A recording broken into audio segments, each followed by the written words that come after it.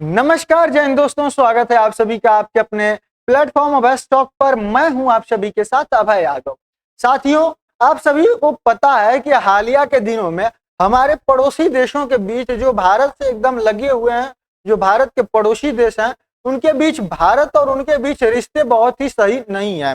साथियों, चाहे आप बात करें नेपाल की, चाहे आप बात करें बांग्लादेश की या म्यांमार की, इन सभी जगहों पर अशांति है और भारत के साथ भी संबंध यहाँ पर अच्छे नहीं है। साथियों, इस कड़ी में भारत ये बिल्कुल नहीं चाहता था कि भूटान के साथ भी हमारे कुछ ऐसे संबंध हों जिसके वजह से यहाँ पर ये चाइना के फेवर में जाने का काम हो। साथियों, इन्हीं सभी चीजों को देखते हुए यहाँ पर पहली बार भारत और भूटान के रेल संपर्क को यहाँ पर मंजूरी दी गई है। भारतीय ट्रेन अब भूटान में भी जाएंगी और इससे कहीं ना कहीं यह चाइना को एक बहुत बढ़िया जवाब भी होगा और चाइना को चाइना के अंदर एक बौखलाहट भी यहाँ पर देखने को नजर आएगी, देखने को मिलेगी। तो चलिए सारी चीजें बताते हैं, चाइना इसके लिए क्या करेगा, भूटान को वो अपने साइड करने के लिए और क्या क्या चीजें किया है, सारी चीजें आपको इस वीडियो में दिखाएंगे, बताएंगे और विस्तार पूर्वक समझाने का प्रयास करेंगे। साथियों, इन सारे कंटेंट को तैयार करने में हमें कई घंटों की मेहनत लगती है और उन घंटों की मेहनत का मोटिवेशन मात्र और आपका 1 सेकंड से भी कम समय में किया गया सब्सक्राइब होता है। तो प्लीज अगर चैनल पर ना है तो सब्सक्राइब करिए, ये टोटली फ्री होता है, इसमें कोई भी चार्ज आपसे नहीं लगता है। तो कम से कम सब्सक्राइब कर दीजिए। आपकी अपनी क्या राय है वीडियो देखने के बाद लास्ट में कमेंट सेक्शन में अवश्य रखें, ये बहुत ही जरूरी चीज है। चलिए स्टार्ट करते हैं साथियों वीडियो को। तो देखिए यहाँ पर आप हेडलाइन के तौर पर देखेंगे कि India Bhutan to connect by rail for the first time with total outlay 4033 crore रुपए का ये पूरा जो है कि प्रोजेक्ट होने वाला है, जिसमें भारत और भूटान एक दूसरे से यहाँ पर कनेक्ट होने वाले हैं। साथियों, बात करें कि ये कहाँ कहाँ से इसका अगर ओवरव्यू मैं आपको दूं कि ये कितने जगहों पर कनेक्ट होगा, कैसे चलेगा, तो देखिए India and Bhutan will be linked, ये जोड़े जाएंगे रेल के माध्यम से पहली बार दो जगहों पर बॉर्डर शेयर इनका होगा। एक जगह पर जिसकी टोटल लेंथ, अगर टोटल कॉस्ट की बात करें तो 4033 करोड़ रुपए, वहीं अगर टोटल लेंथ की बात करें तो लगभग 90 किलोमीटर मान लीजिए, जिसमें अप्रोक्स 70 किलोमीटर एक जगह और 20 किलोमीटर की एक जगह ये लेंथ यहाँ पर होने वाली है। आई थिंक मैप मैं लेके आया हूँ, लेके आया हूँ, अभी आगे आपको यहाँ पर डिस्कस करूंगा। साथियों, यह पूरा जो पैसा है वो इंडियन रेलवे के द्वारा और भारतीय जो मिनिस्ट्री ऑफ एक्सटर्नल अफेयर है उसके द्वारा यहाँ पर दिया जाएगा। टोटल जो इसको बनाने का काम है वो पूर्ण रूप से भारत के द्वारा ही किया जाएगा, इसमें भूटान की कोई भी लागत यहाँ पर नहीं लगने वाली है। सॉरी। साथियों, अब बात करें कि ये किन दो जगहों पर जोड़ा जाएगा, तो देखिए पहला है ककरोझार, जो असम में भारत में स्थित है, और घेलेपू करके भूटान में स्थित है, यहाँ पर इसको जोड़ा जाएगा। आप यहाँ पर देखिए तो ये भारत और भूटान का यहाँ पर मैप है, जिसमें यहाँ पर आपको देखने को मिलेगा कोकरोझार और यहाँ पर है आपका यहाँ पर भूटान की सीमा के अंदर घेलेपू। तो ये यहाँ पर स्थित है। जो पहला है नेटवर्क जो कि करीबन 69 किलोमीटर का है, इसमें जो है कि 66.66 किलोमीटर भारत के अंदर में ये बिछाई जाएगी और करीबन मान लीजिए कि 2.5 किलोमीटर का जो बॉर्डर पार कर कर भूटान के अंदर में इस रेल लाइन को बिछाया जाएगा। साथियों, अगर सिविल वर्क्स की बात करें तो इसके बीच में 6 स्टेशन होंगे, जिसमें 2 मेजर ब्रिज यानी कि पुल होंगे, यहाँ पर 2 वायडिकट्स होंगे, 29 मेजर ब्रिज होंगे और 65 माइनर ब्रिज होंगे। साथ ही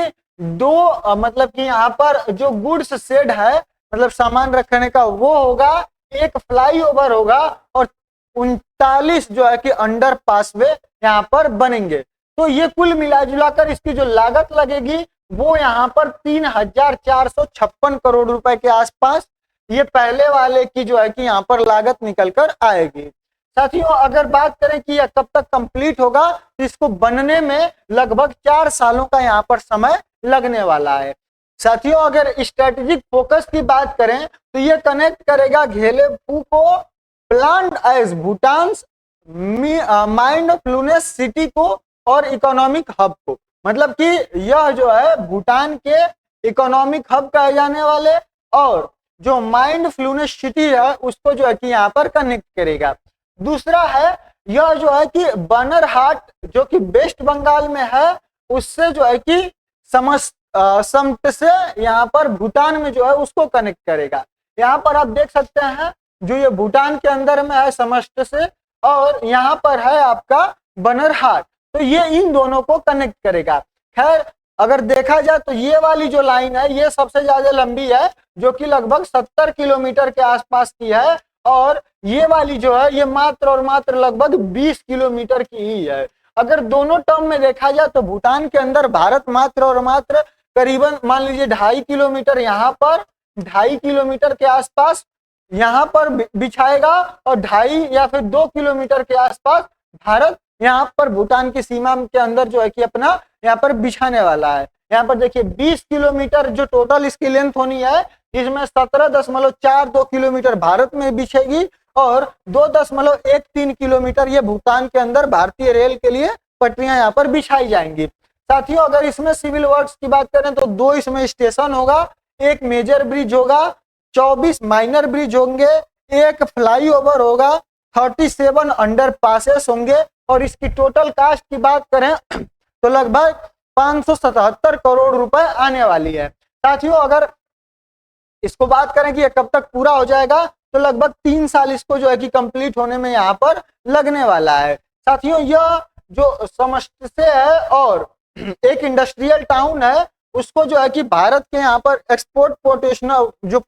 मतलब यहाँ पर जो पोटेंशियल है एक्सपोर्ट पोटेंशियल है भूटान का वो यहाँ पर बढ़ेगा और भारत और भूटान के बीच में यहाँ पर आयात निर्यात अच्छे तरीके से और भी सुगम रूप से यहाँ पर हो पाएगा। साथियों उम्मीद करता हूँ मैप के माध्यम से आप यहाँ पर लोकेशन को अच्छे से समझ लिए। अब बात करते हैं तकनीकी विशेषताओं की, तो देखिए यह पूर्ण रूप से इलेक्ट्रीफाई होगी यानी कि यह पूर्ण रूप से विद्युतीकृत लाइनें होंगी और इसको जो बनाया जा रहा है इन पटरियों को वो वंदे भारत के मानकों के अनुसार बनाया जा रहा है यानी कि आधुनिक जो ट्रैक संरेखण है, जो ढाल है, जो वक्र त्रिज्या है और जो प्लेटफॉर्म का डिजाइन है वो वंदे भारत के हिसाब से यहाँ पर किया जा रहा है। इन फ्यूचर अगर हमें कुछ इस तरीके की ट्रेन चलानी होंगी तो हम वो भी यहाँ पर अच्छे तरीके से चला पाएंगे, उसमें अपडेट करने की जरूरत नहीं होगी। साथियों इसमें यात्री और माल यातायात दोनों के लिए ही डिजाइन किया गया है यानी कि जो माल गाड़ियां होती हैं वो भी चलेंगी और जो यात्री गाड़ियां हैं वो भी यहाँ पर इससे चलेंगी। साथियों भारतीय प्रौद्योगिकी और रोलिंग स्टॉक यानी कि भूटानी कार्मिकों को प्रशिक्षण दिया जाएगा यानी कि भारतीय प्रौद्योगिकी और रोलिंग स्टॉक के साथ यहाँ पर जो भूटानी श्रमिक होंगे जो भूटान में इन सेवाओं को देखेंगे उनको यहाँ पर प्रशिक्षण भी दिया जाएगा। साथियों अगर इसके बात करें वित्तीय पोषण और कार्यान्वयन की कि मतलब किस तरीके से काम होगा और इसका फंडिंग कौन करेगा, तो मैं पहले ही बता चुका हूँ संपूर्ण लागत भारत यहाँ पर उठाने वाला है। यहाँ पर जितना भी खर्च होगा वो टोटल भारत देने वाला है और अगर भारतीय भूभाग की बात करें तो यह भारतीय रेल बजट के अंतर्गत आएगा। वहीं भूटान की बात करें तो जो लगभग 4.5 किलोमीटर टोटल भूटान में इस चीज को बिछाई जाना है, इस रेल की पटरी को बिछाया जाना है जो कि भारत के विकास सहयोग के अंतर्गत विदेश मंत्रालय के अनुदान सहायता से इसको फंड किया जाएगा। सॉरी साथियों बात करें संस्थागत व्यवस्था की तो यह अंतर सरकारी समझौता ज्ञापन जो कि विदेश मंत्रालय और भारतीय रेल और भूटानी प्राधिकारियों के साथ यहाँ पर समन्वय करेगा यानी कि इन तीनों का मिनिस्ट्री ऑफ एक्सटर्नल, भारतीय रेलवे और जो भूटान का यहाँ पर है वो तीनों इनको मतलब की संस्थाओं का यहाँ पर कोऑर्डिनेशन होगा। साथियों अब बात करें कि इसकी टाइमलाइन की तो देखिए जो बनरहाट से समतसे तक है वो 3 साल लगेगा और जो कोकराझार से घेलेपू तक है ये 4 सालों में बनकर तैयार होगा। साथियों अगर वर्तमान स्थिति की बात करें तो विस्तृत परियोजना की रिपोर्ट के अनुसार की रिपोर्ट और जो सर्वेक्षण पूरा हो चुका है, यानी कि यहाँ पर जो विस्तृत परियोजना है उसकी रिपोर्ट और इसका जो सर्वेक्षण है वो यहाँ पर कंप्लीट पहले ही किया जा चुका है। अब भूमि आवंटन का यहाँ पर कार्य हो रहा है और यह कार्य जो है कि अब जो मतलब फाइनल कार्य होता है पटरी बिछाने वाला, वो काम भी यहाँ पर जल्दी शुरू हो जाएगा। अगर विशेष दर्जे की बात करें तो जो कोकराझार है और जो गेलेफू है वहां उनको जो है कि त्वरित भूमि अधिग्रहण और अनुमोदन के लिए विशेष रेलवे परियोजना जिसको कि एसआरपी कहते हैं उसके रूप में यहाँ पर नामित किया गया है। तो ये जो है कि अभी करंट स्टेटस है इसकी कि ये कहाँ तक चला मतलब पहुंचा हुआ है। अब साथियों बात करें कि सामरिक और आर्थिक औचित्य इसका क्या है, तो देखिए भूटान की बाहरी दुनिया से यह पहला रेल संपर्क है, यानी कि किसी अन्य देश से यह पहला रेल संपर्क है। वहीं व्यापार, पर्यटन, विनिर्माण और रसद दक्षता को यह जो है कि बढ़ा देगा। वहीं पड़ोसी प्रथम और एक्ट ईस्ट नीति के तहत भारत भूटान विकास साझेदारी को यह जो है कि मजबूत करेगा। वहीं भूटान को भारतीय बाजारों, बंदरगाहों और वैश्विक आपूर्ति श्रृंखलाओं से निर्बाध संपर्क यहाँ पर प्रदान करेगा कि इससे मतलब कि डेली ये ट्रेनें चलेंगी तो मतलब सोचिए कि जैसे हम लोग एक शहर से दूसरे शहर में जाते हैं उसी तरीके से यहाँ पर हो जाएगा कि भूटान से लोग अपना सामान बेचने भारत आ सकते हैं, भारत के कुछ चीजें भूटान जा सकती हैं, इससे और आसानी से जो है कि यहाँ पर किया जा सकता है। वहीं परिवहन समय लागत भी कम हो जाएगा, यानी कि समय और इसका कॉस्ट भी कम हो जाएगा, क्योंकि आप सभी को पता है भारतीय रेलवे जो है वो लगभग टोटल किराए का मात्र शायद 57% जो है कि वसूल करती है टोटल किराए का, मतलब जो टोटल दूरी होती है उसका जितना किराया होता है उसका मात्र शायद 57% ही जो है कि भारतीय रेलवे यहाँ पर लोगों से वसूलती है। तो यहाँ पर लागत भी कम होगी, समय भी जो है कि कम लगेगा। जैसे कि मान लीजिए रेलवे द्वारा कई दिनों तक सड़क पर यात्राओं को कुछ घंटों में पूरा हो जाती है, मतलब आपको कहीं अगर बाई रोड जाना है तो उससे अच्छा आप जो है कि रेलवे का यूज करते हैं तो 12-24 घंटे के अंदर ही यहाँ पर पहुंच पाते हैं। अब साथियों मेन बात करते हैं कि उभरती हुई चुनौतियां क्या हैं। अभी तक हमने चाइना का इसमें जिक्र नहीं किया था, अब यहाँ पर समझिए कि जो चुनौतियां हैं वो क्या है। तो देखिए हाल ही के वर्षों में भूटान और चीन की नजदीकियां भारत की जो चिंताएं हैं उनको बढ़ा दिया था। 2023 में पहली बार भूटान के विदेश मंत्री ने चीन का दौरा किया था, यानी कि 2023 में जो भूटान के विदेश मंत्री ये चीन के दौरे पर गए थे और ये पहली बार हुआ था कि चीन और भूटान के व्यापार का लगभग 25% से अधिक हिस्सा रखता है, यानी कि चाइना जो है यह जो टोटल भूटान का व्यापार होता है उसका 25% जो हिस्सा है वो चाइना यहाँ पर पार्टिसिपेट करता है, चाइना के पास है ये। साथियों अगर चीन के 5 फिंगर पॉलिसी को देखें और भूटान चीन सीमा विवाद में, तो भारत का एक संवेदनशील मुद्दा है। 2021 में दोनों देशों ने सीमा विवाद निपटाने के लिए 3 चरणीय रोड मैप पर हस्ताक्षर किए हैं। आपको पता डोकलाम वाला जो है कि यहाँ पर विवाद हुआ था, तो उन सारे जो है कि कॉन्फ्लिक्ट को खत्म करने के लिए 2001 में इन देशों ने, दोनों देशों ने यहाँ पर जो सीमा का विवाद है उसको खत्म करने के लिए 3 चरण जो रोड मैप है उस पर यहाँ पर हस्ताक्षर किया है। साथियों भारत को आशंका है कि चीन दबाव डालकर भूटान से डोकलाम पठार पर नियंत्रण हासिल कर सकता है, जिससे भारत के सिलीगुड़ी कॉरिडोर की सुरक्षा यहाँ पर खतरे में पड़ सकती है। साथियों अगर मैप के माध्यम से आप देखें तो यहाँ पर आप देख पाएंगे कि अगर जो डोकलाम आप यहाँ पर देख पा रहे हैं, एक मिनट,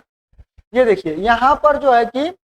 मैप कहाँ गया, हाँ यहाँ पर आप डोकलाम को देख पा रहे हैं और डोकलाम कहाँ है, कहीं यहाँ पर स्थित है। इसके वजह से जो ये सिलीगुड़ी वाला है और जिसको कि चिकन नेक भी कह सकते हैं, तो ये वाला जो मामला है वो यहाँ पर फंस जाएगा, जिसके वजह से क्या होगा कि चाइना अगर चाहे तो भूटान पर, मतलब भारत को यह आशंका है कि चाइना भूटान पर दबाव डालकर उसको हासिल कर लेगा, वहां पर अपना नियंत्रण स्थापित कर लेगा, तो ये भारत के लिए जो है कि सही नहीं होगा। वहां पर जो सिलीगुड़ी कॉरिडोर है वो यहाँ पर खतरे में आ जाएगा। साथियों